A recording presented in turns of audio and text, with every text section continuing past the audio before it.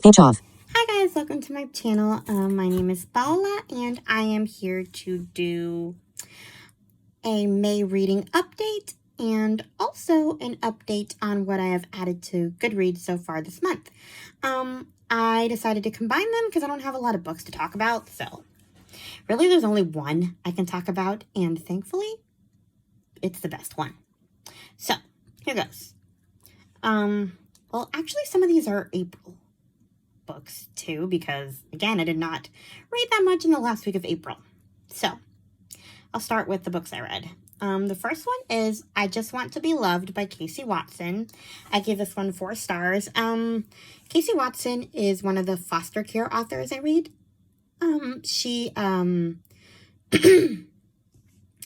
There's like these British foster parents who write like memoirs of each of the kids that they take care of. And this was Casey Watson's book from last year. I read it because I hadn't gotten around to reading it, and she just had a new one come out this year. So I had to read the last one. Well, my OCD brain had to read the last one in order to justify reading the new one. Anyway, this one was basically about a teenage girl who comes to Casey and Mike, the foster parents, and she basically came to them because she falsely accused her previous foster parents of doing inappropriate things to her, and they couldn't keep her. So basically Casey and Mike had to kind of figure out why she was making these accusations, what was the abuse she's been sort of hiding, I guess. So yeah. There's that one. And then I read I Want My Daddy by Casey Watson, which is her newest one. I gave this one 5 stars. I was really interested in this one, more than the last one, but like I said, I had to read that one first. Anyway, this one is about a 5-year-old boy that Casey and Mike take in. His mom died of a drug overdose. The little kid found her, basically, which was horrifying. And his father is in prison. But the twist that made me want to read the book was that the father of this little boy was one of the foster children that Casey took care of years ago in a previous book. And I was curious to see who this kid was. And it's kind of fascinating to think that you're like fostering the next generation. So I was very interested in kind of seeing who this was. So I really wanted to read it. So, great book, 5 stars. Can't say much more than that. Then I read Call the Midwife by Jennifer Worth. I gave this 4 stars. This was actually a reread. I read this back in 2021, but I never went on to read the next 2. I meant to, and I just never got around to it. But I recently started listening to a podcast where they're recapping each TV episode of Call the Midwife, and they started reading the books. They read Call the Midwife, the first book, after they finished season 3 of the TV show. And now they're going to read Shadows of the Workhouse. But I couldn't really remember much of what happened in the first book. So I'd had to read the first one to kind of read the next one with them. So I should be reading Shadows of the Workhouse this month. But anyway, basically Call the Midwife is Jennifer Worth's memoirs of working as a midwife in the East End of London and the poverty that kind of happened there and stuff like that. So honestly, a lot of it was in the TV show. But with the TV show, you can kind of give a bleak situation a little bit of hope. You have to in order to make like the TV show a bit more palatable. You know, you can't make the TV show all doom and gloom, but this book was definitely majority doom and gloom because it's depressing, some of it. I mean, there were some good outcomes in some stories, but a lot of it is sad. But it was a good read, and I'm interested in reading the next 2 books in the trilogy. So, yeah. Then I thought I was going on a lighter note. I don't know why. You know, it's American Girls. I read Troubles for Cecile. Why I thought that was a light note, I don't know, considering the title said Troubles. Anyway, I gave that 4 stars. It's the 4th book in the Cecile and Marie Grace American Girls series. All I have to say is yellow fever in New Orleans doom and gloom. Yeah, not exactly the pickup book I wanted. And the last book is The English Daughter by Cindy Woodsmall. I keep wanting to call her Sydney for some reason, but it's Cindy Woodsmall. I got this one through Lizzie Faye Loves Books' channel. It caught my attention because I have read other Cindy Woodsmall books. I read the Ada's House trilogy. The first one is The Hope of Refuge. I loved them, and so I was very interested in this book. Basically, this one is about a family who's kind of having, the couple's having marital issues, and the wife basically finds out that her husband had a kid with an English woman, as they call it, a non-Amish woman, and he was basically using their savings that was supposed to be for a food truck to basically pay this woman's medical expenses and the baby's expenses and stuff like that. So you can imagine the rage that went through the wife. And I had some complicated feelings about this book, some of which are a little controversial. I enjoyed it. I liked that he really seemed to learn kind of what situation the women in the Amish community were in, where they kind of had to forgive the guys, whatever they did, because they couldn't get divorced. So you sort of had to suck it up and deal because you were stuck with them. He kind of realized that his wife didn't really have much choice. She's just like, yeah, I'm trapped. What am I going to do? I have to forgive you because there's nowhere to go. And it was kind of neat. I mean, kind of the way that he sort of came to realize that he could have an equal partnership, even in an Amish relationship. So I did like kind of his journey to that. But I think in the beginning, it was a little bit hard to empathize with him because of the situation he got himself in. Now, let me caveat this by saying that I am not trying to advocate for terminating pregnancies. I'm not saying anything of that kind. But the woman that had his kid said that she wanted to do that, and he begged her not to. And to me, that's fine if you're willing to literally take this kid off her hands because she clearly didn't want this kid. But instead, my problem isn't that he asked her to keep the baby. My problem is that he asked her to keep the baby and then pretty much ditched her with the baby. He's like, oh, she'll figure out how to parent. And he did take care of the baby and stuff, but he expected her to kind of figure out how to parent so that he could keep her a secret from his family. When to me, what you should be doing is if you're so desperate to keep this kid, you should be fessing up to your wife from the beginning and taking this kid on, because this woman is telling you in every way known to man that I do not want a baby. So it was really hard to sympathize with him when he was in a pickle. I guess I'm saying he should have told her from day one when she was pregnant. He should have told his wife that she was pregnant. I mean, we wouldn't have had a story, or we would have had a different story, but I don't know. It just kind of, ultimately in the end, I'm not going to spoil it, but the mother of the child had a very different plan. She knew that he wouldn't want her to terminate, and she wasn't actually going to terminate. But when I was reading at the beginning of the story, again, I'm not advocating termination, but I am saying that if you as the dad are begging her to keep this unwanted kid, then you should, because she clearly didn't want it, you should be prepared to take this kid and raise it, because you're the one who was begging her to go through with the pregnancy. And instead, he kind of just left her there until she literally does something dumb. And then he takes action. But, once he has the baby, with him, and the stuff with his wife, when she's kind of out of the picture for a while, the mom of the baby, I really liked him. I liked his growth, but I really could not stand him in the beginning. I didn't feel sorry for him in the least until you learn more information about what actually happened. But in the beginning, I was mad at him. And again, this is not me trying to promote any agenda for or against termination of pregnancies. You do you, I don't. I'm only talking about the context of the book. Anyway, now on to the books that I added to Goodreads in May so far. I actually found a lot of these books, actually all of these books on my own.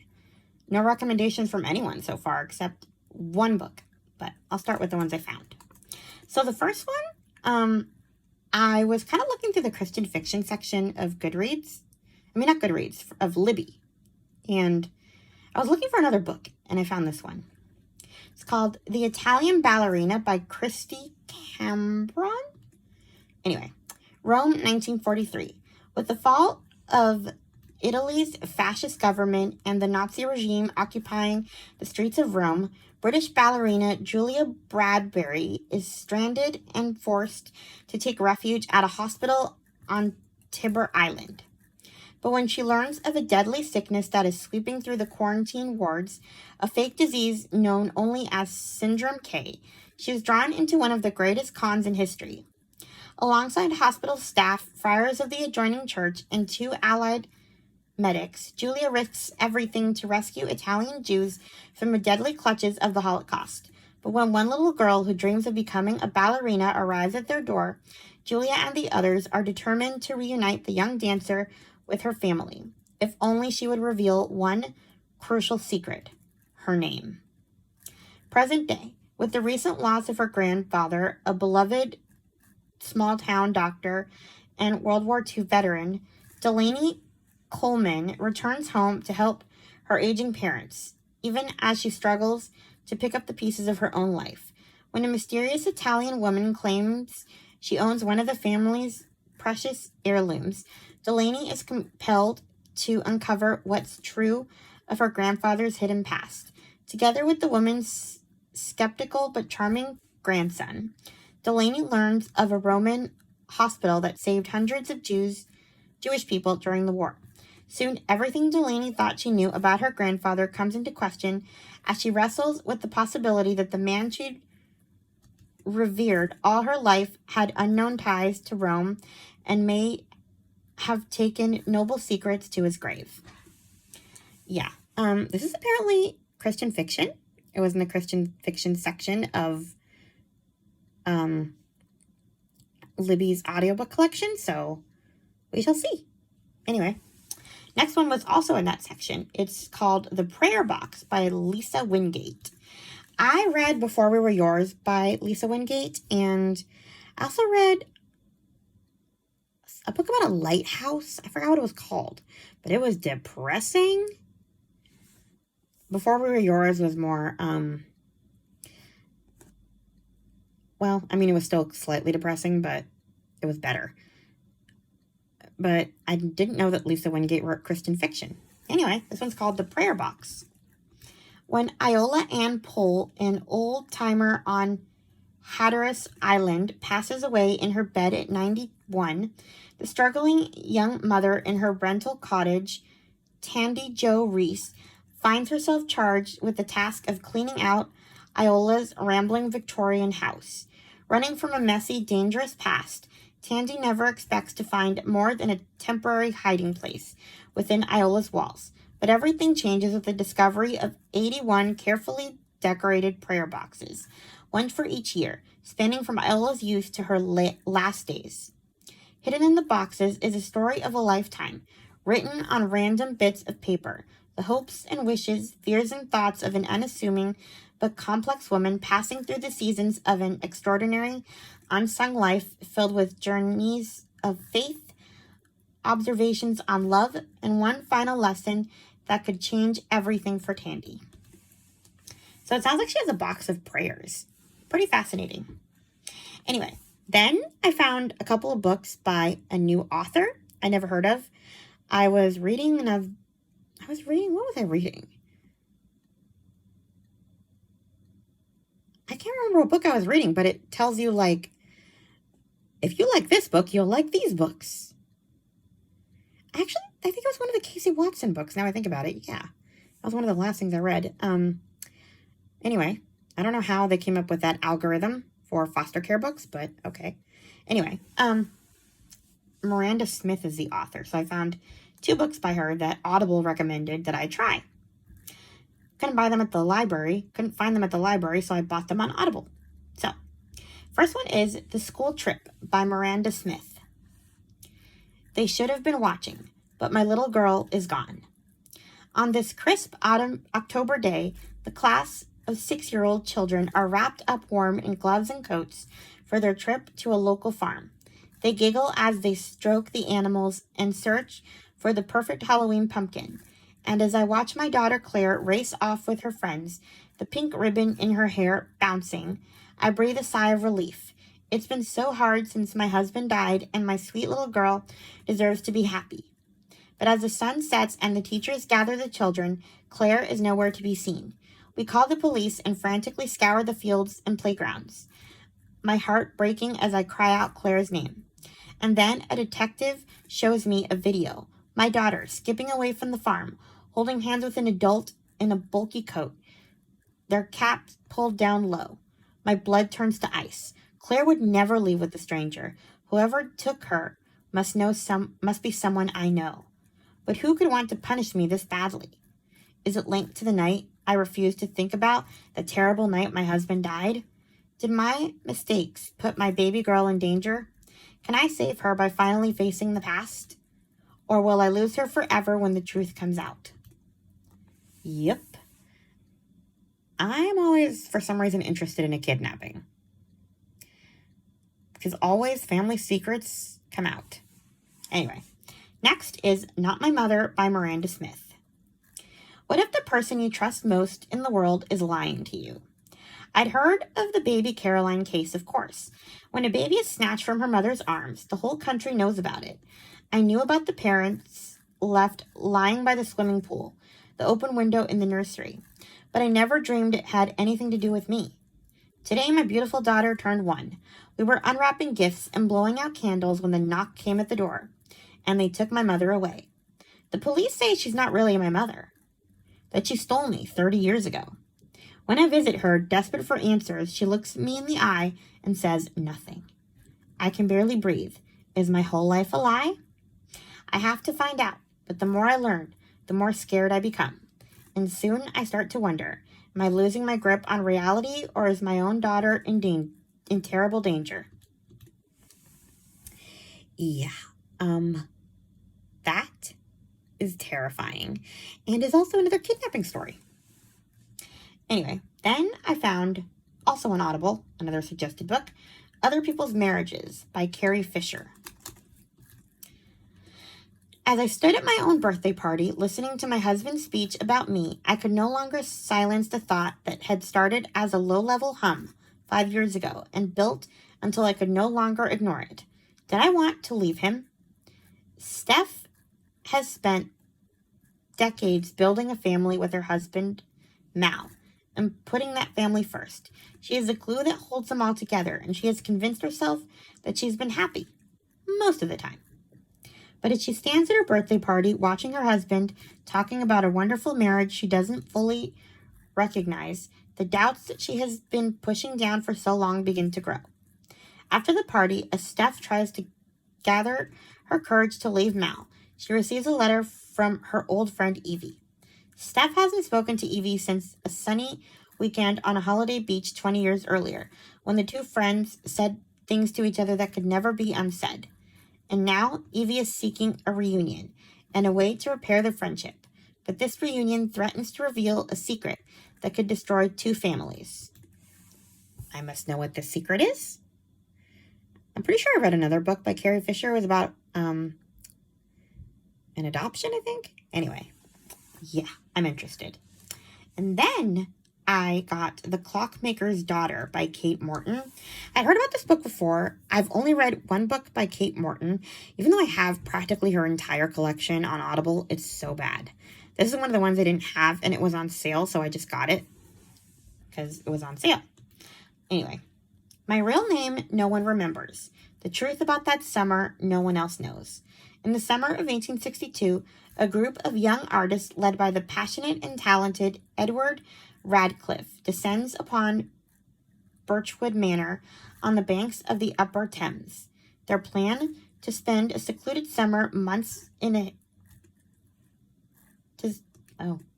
Sorry, my screen's moving. Their plan to spend a secluded summer month in a haze of inspiration and creativity. But by the time their stay is over, one woman has been shot dead while another has disappeared. A priceless heirloom is missing, and Edward Radcliffe's life is in ruins. Over 150 years later, Elodie Winslow, a young archivist in London, uncovers a leather satchel containing two seemingly unrelated items: a sepia photograph of an arresting-looking woman in Victorian clothing and an artist's sketchbook containing the drawing of a twin-gabled house on the bend of a river. Why does Birchwood Manor feel so familiar to Elodie? And who is the beautiful woman in the photograph? Will she ever give up her secrets? Yeah, I'm interested. The one book I read by Kate Morton, The Forgotten Garden, was really good. And I really need to read more of her books, especially because I own them all and I know I'm going to love them. They're just so long, like really long and intimidating. Like once you get into them, they're great, but getting started is hard. Anyway, I have that one now to add to the collection I probably won't read tomorrow. I'm probably going to read Homecoming this month by Kate Morton. It's one of her new ones. Her newest one that just came out. Anyway, the last one I got through